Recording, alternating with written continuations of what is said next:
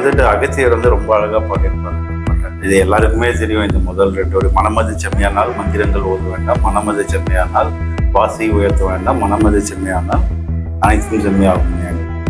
எனக்கு வந்து இந்த பிரச்சனை தீரணும், எனக்கு வந்து என் பையன் நல்லா இருக்கணும், பொண்ணு நல்லா இருக்கணும், இல்லை எனக்கு வந்து காசு வேணும், அந்த மாதிரி ஒருநிலைப்படும் போது என்ன கேட்குறோமோ அது ஆட்டோமேட்டிக்காக இல்லை. இந்த வாழ்க்கையில் நீங்கள் மேல்நிலைக்கு வரணும்னாலும் உங்கள் மனம் சரியாக வேலை செய்யும். என்ன வேணா வந்து ஒரு மனிதனால பண்ண முடியாத விஷயம் எதுவுமே எல்லாம் முயற்சி பண்ணாங்க. ஆனால் பண்ண முடியாத ஒரே ஒரு விஷயம்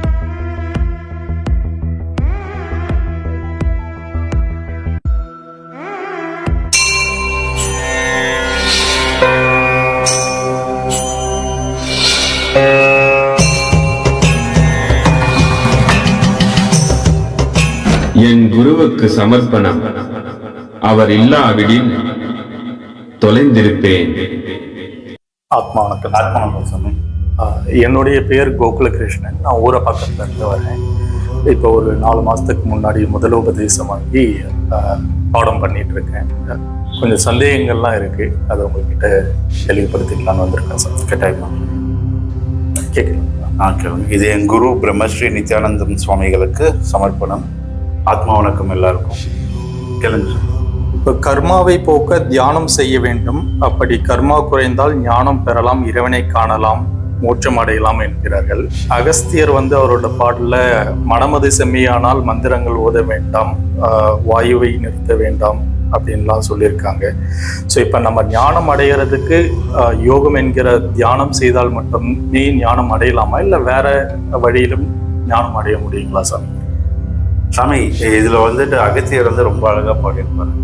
இது எல்லாருக்குமே தெரியும். இந்த முதல் 2 வரி, மனமது செம்மையானால் மந்திரங்கள் ஓத வேண்டாம், மனமது செம்மையானால் வாசி உயர்த்த வேண்டாம், மனமது செம்மையானால் அனைத்தும் செம்மையாகும். இப்போ நம்ம வந்து தியானம் பண்றதும் சரி, வழிபாடு முறைகளும் நம்ம இந்து மதத்துல வச்சிருக்கிற வழிபாடு முறைகள் எல்லாமே பார்த்தீங்கன்னா வந்து உங்க மனம் அடங்குறதுக்கான ஒரு வழியை காமிக்கிறது தான். இப்போ நார்மலாக வந்துட்டு பொதுவாக நம்ம என்ன பண்ணுறோம், ஒரு கோயிலுக்கு போகிறோம். கோயிலுக்கு போயிட்டு என்ன பண்ணுவோம், கோயிலுக்கு போயிட்டு ஃபுல்லாக கோயிலை சுற்றுவோம், மூலவர்கிட்ட போவோம். அப்படியே அந்த மூலவர் விக்கிரகத்தை பார்த்து அது ஆரத்தி காமிப்பாங்க, அதை பார்த்து அப்படியே வந்து இருப்போம். நம்ம வந்து நம்மளே அறியாமல் சம்டைம்ஸ் வந்து கண்ணப்போம். ஆனால் இங்கே என்ன ஆகுதுன்னா, கண்ணை மூடிட்டு பொதுவாக மக்கள் என்ன பண்ணுறாங்கன்னா அவங்களுக்கு வேண்டியதை கேட்க ஆரம்பிக்கும். எனக்கு வந்து இந்த பிரச்சனை தீரணும், எனக்கு வந்து என் பையன் நல்லா இருக்கணும், பொண்ணு நல்லா இருக்கணும், இல்லை எனக்கு வந்து காசு வேணும், அந்த மாதிரி கேட்குறாங்க. ஆனால் அந்த இடத்துல வந்து நம்ம என்ன பண்ணணும்னா, நம்ம மனதை ஒருநிலைப்படுத்தணும். இப்போ கோவிலில் போயிட்டு இதை கேட்குறதெல்லாம் தப்பான்னு கேட்டிங்கன்னா தப்பு இல்லை. ஏன் அங்கே தப்பு இல்லைன்னா, அந்த இடத்துல மூலவர்கிட்ட போய் நிற்கும் பொழுது உங்கள் மனம் ஒருநிலைப்படும். ஒருநிலைப்படும் போது என்ன கேட்குறோமோ அது ஆட்டோமேட்டிக்காக கிடைக்கும்னு சொல்லுவோம். இதுதான் வந்து சப்கான்ஷியஸ் மைண்டுன்னு சொல்லுவோம். ஸோ என்ன ஆகுதுன்னா, நம்ம கோவிலில் இப்போ ஃபார் எக்ஸாம்பிள் இந்த மெத்தட் வந்துட்டு எல்லாருமே சொல்லியிருப்பாங்க. நீங்கள் வந்து உங்கள் சப்கான்ஷியஸ் மைண்ட் ஆக்டிவேட் ஆகும்போது அங்கே என்ன பதிவு இருந்தாலும் அது நடக்க ஆரம்பிக்கும். இதே தான் நம்ம என்ன சொல்கிறோம்னா, நீங்கள் ஆள் மனதில் இருக்கும் பொழுது ஒரு விஷயத்தை அங்கே வச்சிங்கன்னா இந்த பிரபஞ்ச சக்தியானது உங்களுக்கு வந்து அதை வந்து கொடுக்க ஆரம்பிக்கும். இதே தான் நம்ம வந்து முன்னோர்கள் எப்படி கோவிலுக்கு போயிட்டு இந்த மாதிரி வேண்டுதல் பண்ணும்போது உங்களுக்கு கிடைக்கும்னு சொல்லுவாங்க. எப்போ கிடைக்கும், நீங்கள் ஆள் மனதுக்குள்ள போயிட்டு அப்புறம் அந்த வேண்டுதல் என்ன வேண்டுமோ அதை கேட்குறீங்கன்னா அது கிடைக்கும். ஓகே, பட் என்ன பிரச்சனைன்னா, நம்மளுக்கு நம்ம கோயிலுக்கு போய் அங்கே மூலவர்கிட்ட நிற்கும் பொழுதே நம்ம கேட்க ஆரம்பிச்சோம். எனக்கு இது வேணும், அது வேணும், அது வேணும், இது வேணும் கேட்க ஆரம்பிச்சோம். அப்போ நீங்கள் வந்து சப்கான்ஷியஸ் மைண்டுக்கு போகணும். இந்த கோவில் வடிவம் வச்சதே இந்த மூலவர் அந்த இடத்துல கும்மி இருட்டாக இருக்கும், விளக்கு மட்டும்தான் காமிப்பாங்க. அந்த மாதிரிலாம் அந்த ஸ்ட்ரக்சரை கிரியேட் பண்ணதே அந்த காலத்தில் வந்துட்டு எதுக்குன்னா, உங்களை போகும்போது உங்கள் மனம் உங்களையே தெரியாமல் அடங்க ஆரம்பிச்சு. ஓகே, இப்போ நீங்கள் ஆன்மீக பாதையில் முன்னேறி ஒரு மேல்நிலைக்கு வரணும்னாலும், இல்லை இந்த வாழ்க்கையில் நீங்கள் மேல்நிலைக்கு வரணும்னாலும் உங்கள் மனம் சரியாக வேலை செய்யும். இந்த உலக வாழ்க்கைக்கு நீங்கள் கரெக்டாக வரணும்னா உங்கள் மனம் எப்படி வேலை செய்யணும், கரெக்டானதை திங்க் பண்ணணும், கரெக்டாக சூஸ் பண்ணணும், அதுக்கு ஏற்ற பாதையில் நடக்கணும். நடந்ததுன்னா ஆட்டோமேட்டிக்காக உங்களுக்கு தேவையானதெல்லாம் கிடைச்சிக்கிட்டே இருக்கும் இந்த உலக வாழ்க்கை. ஃபார் எக்ஸாம்பிள், நான் ஒரு டிசிஷன் எடுக்கணும். அந்த டிசிஷன் எடுக்கணும்னா இது பண்ணலாமா, இது பண்ணலாமா, இப்போ இங்கேருந்து நீங்கள் உங்கள் வீட்டுக்கு போகணும், 2 ரூட் இருக்குது. இந்த ரூட்டில் போகலாமா, அந்த ரூட்டில் போகலாம். இந்த ரூட்டில் போனீங்கன்னா உங்களுக்கு வந்துட்டு 1/2 அன் ஹவரில் ரீச் ஆகிடுவீங்க. ஆனால் என்ன பிரச்சனை, ரோடு நல்லா இருக்காது. இந்த ரூட்டில் போனீங்கன்னா உங்களுக்கு 1 ஹவர் ஆகும். ஆனால் ரோடு ஸ்மூத்தாக இருக்கும், ரிலாக்ஸாக ஓடிட்டு. உங்களுக்கு அர்ஜென்ட்டாக போகணும்னா என்ன பண்ணுங்க, ரோடு சரியாக இல்லைனாலும் பரவாயில்ல, நான் இந்த ரூட்டில் வேக வேகமாக போயிடணும்னு போகும். நான் ரிலாக்ஸாக போனால் எனக்கு ஒன்றும் அவசரம் இல்லை, பொறுமையாக வந்துட்டு காற்று நடுவில் வந்து அழகான ரோட்டில் போனோம்னா 1 ஹவர் ஆனாலும் பரவாயில்ல, இந்த ரோடு எடுத்துகிட்டு போகும். நம்ம என்ன டிசிஷன் எடுக்கிறோம் தான், டெஸ்டினி ஒன்று தான். அதே மாதிரி தான் நம்ம லைஃப்பில் வந்து ஏதாவது ஒரு டிசிஷன் எடுக்கும்போது உங்கள் மனம் கரெக்டாக செயல்படுத்தினா நீங்கள் எடுக்கிற டிசிஷனுக்கு தடங்கள் இல்லாமல் கரெக்டாக அந்த வேலையை செஞ்சு முடிக்கும். இன்னும் எக்ஸாம்பிள் நான் சொல்கிறேன். சப்போஸ் 1 இயரில் வந்துட்டு நீங்கள் வந்து ஒரு வாகனம் வாங்கணும், 2 வீலர் வாங்கணும்னு பிளான் பண்ணுறீங்க. உங்கள் மனம் சொல்லிடுச்சு, ஓகே இந்த மாதிரி வாங்கலாம்னு டிசைட் பண்ணிட்டீங்க. எந்த வண்டி, இந்த வண்டி, அந்த வண்டி, எல்லா வண்டியும் சூஸ் பண்ணிட்டீங்க.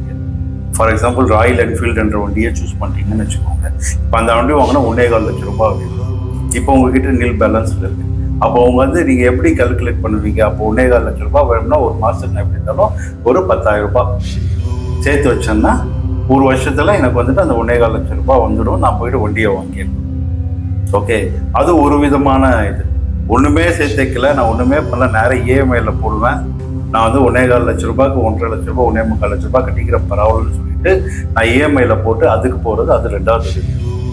ஓகே, உங்கள் மனம் செம்மையாக எப்படி திங்க் பண்ணுது இதில். முன்னாடியே நான் காசை சேர்த்து வச்சு 1 இயர் வெயிட் பண்ணிட்டு அப்புறமா வாங்குறேன். இல்லை நான் இப்போ வாங்கிட்டு 1 இயருக்கு 1.5 இயர் 2 இயர்ஸ்க்கு நான் அப்புறமா கட்டுறேன். ஓகே, உங்கள் மனம் எப்படி திங்க் பண்ணுதோ ஒரு விஷயத்தை பொறுத்து அதுக்கேற்ற மாதிரி செயல்படும். இதே தான் நம்ம அகத்தியர் சொல்லியிருக்காரு, மனமது செம்மையானால் மந்திரங்கள் ஜெபிக்க வேண்டும். இந்த மந்திரங்கள் கோயிலில் ஜபிக்கிறது, இப்போ நான் இது முன்னாடியே நிறையா சொல்லியிருக்கேன்.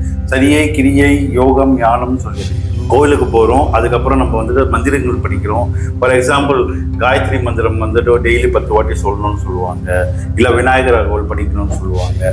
அதெல்லாம் எதுக்கு வந்து வச்சாங்க நம்ம முன்னோர்கள்னா, நம்ம மனம் அடங்குறதுக்கு, இல்லை செம்மைப்படுறதுக்கு. செம்மைப்படுறதுன்னா என்னன்னா தெளிவடைகிறது.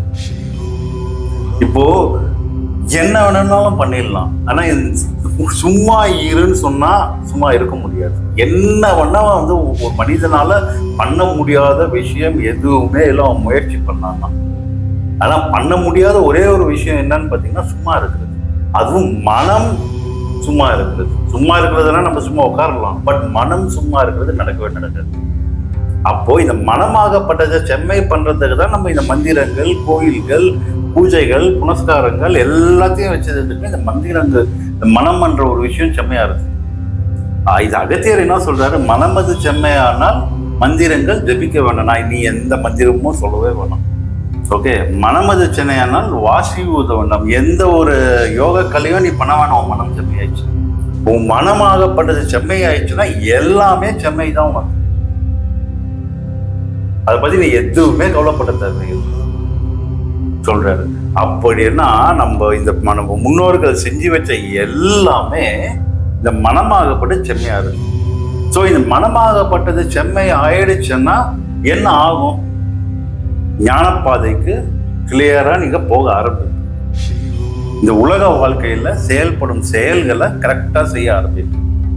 பெருசா தோல்வி என்ற ஒரு விஷயம் வர, இது நடக்குமா நடக்காது, அந்த கிளாரிட்டி உங்களுக்கு அந்த எக்ஸிக்யூஷன் சொல்லுவாங்க தெரியுமா, டு த டீன்னு சொல்லுவாங்க. ஸோ அந்த மாதிரி வந்து கரெக்டாக அதை எக்ஸிக்யூட் பண்ணுறதுக்கான ஃபுல் பிளானையும் நீங்கள் போட்டு முடிச்சிருவீங்க. ஸோ உங்கள் மனம் செம்மையாகிறதுக்கு தான் நம்ம இங்கே இவ்வளோ விஷயம் பண்ணிக்கிட்டு இருக்கோம். மனம் செம்மையாச்சுன்னா எதுவுமே தேவையில்லைன்ட்டு அந்த காலத்து அகத்தியர் அப்பயே கண்டுபிடிச்சி சொல்லிட்டார். ஆனால் இன்றைய கால வேகமான காலத்துக்கு நம்மளால அதை வந்துட்டு கரெக்டாக பிடிச்சி மனதை எப்படி செம்மை பண்ணுறதுன்னு தெரியல.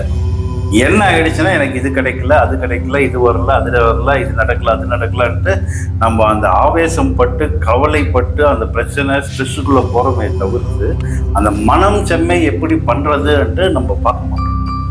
வெளி உலகத்தில் தேவை. ஆக்சுவலாக நம்ம மனச்செம்மையை வந்துட்டு வெளி உலகத்தில் தேடுற விஷயமே இல்லை. ஏன்னா நம்ம எல்லாருமே என்ன பண்ணுறோம்னா, வெளி உலகத்தில் நான் வந்து இப்போ எனக்கு ரொம்ப ஸ்ட்ரெஸ்ஸாக இருக்குது, ஒரு ஹில் ஸ்டேஷன் போயிட்டு வந்தால் நல்லாயிருக்கும். எனக்கு ரொம்ப ஸ்ட்ரெஸ்ஸாக இருக்குது, லாங் ட்ரைவ் போயிட்டு வந்தால் நல்லாயிருக்கும். எனக்கு ரொம்ப ஸ்ட்ரெஸ்ஸாக இருக்குது, நான் வந்து ஃப்ரெண்ட்ஸோட போயிட்டு ஈவினிங் பார்ட்டி பண்ணிட்டு ட்ரிங்க் பண்ணிட்டு வந்ததுனால நல்லாயிருக்கும். ஆஃபீஸில் ஒரே ஸ்ட்ரெஸ் எனக்கு ஆஃபீஸில் லீவ் போட்டு படத்தில் போயிட்டு படம் பார்த்துட்டு வந்தேன்னா ஃப்ரீயாக இருக்கும். கொஞ்சம் பேருக்கு வந்துட்டு சாப்பிட்ற பழக்கம், அவங்க ரொம்ப ஸ்ட்ரெஸ் ஆகிட்டாங்கன்னா நிறைய சாப்பிடுவோம். அப்பா ரொம்ப ஸ்ட்ரெஸ்ஸாக இருக்கும், நான் ஈவினிங் போய்ட்டு ஒரு பிரியாணி சாப்பிட்டு வந்தேன்னா எனக்கு ரிலாக்ஸாக இருக்கும். என் நண்பர்களை 2-3 பேர் சொல்லி கேட்டுருந்தாங்க. ஸோ அதெல்லாம் வந்து நம்ம வெளி உலகத்துக்காக வந்து நம்ம பண்ணி அதெல்லாமே டெம்பரவரி. அதெல்லாம் பண்ணுறதுனால உங்கள் ஸ்ட்ரெஸ் வெளில போகுமா? போகவே போகாது. இப்போ என்னைக்கு உங்கள் மனம் செம்மையாதோ அப்போதான் இந்த ஸ்ட்ரெஸ்ன்ற ஒரு விஷயம் உங்களை விட்டு விலகும். அது வரைக்கும் இந்த ஸ்ட்ரெஸ்ன்ற விஷயம் உங்களை விட்டு விலகவே விலகாது. சொல்லிட்டாங்களா? மார்க்கம். என் குருவுக்கு சமர்ப்பணம். அவர் இல்லாவிடில் தொலைந்திருப்பேன்.